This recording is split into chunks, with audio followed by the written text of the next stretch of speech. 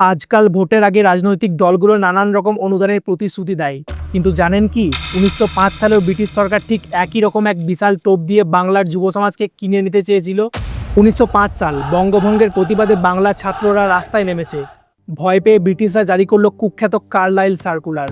শর্ত ছিল পরিষ্কার, সরকারি স্কলারশিপ বা ডিগ্রি চাও তাহলে বন্দে মাতরম বলা বন্ধ করো। সোজা কথায় অনুদান নাও, মুখ বন্ধ রাখো আর ব্রিটিশদের গোলাম হয়ে থাকো। আজকের দিনে হয়তো অনেকেই এই লোভে পড়ে যেত, কিন্তু সেদিনের ওই 20-21 বছরের বাঙালি ছাত্রদের মেরুদণ্ড ছিল ইস্পাতের। তারা সরকারি নোটিশ ছুঁড়ে ফেলে বলেছিল, তোমাদের টাকার মুখে থুতু মারি, ভাতের চেয়ে আমাদের দেশের সম্মান অনেক বড়। তারা ব্রিটিশদের স্কুল বয়কট করে নিজেরাই তৈরি করলো বেঙ্গল ন্যাশনাল কলেজ।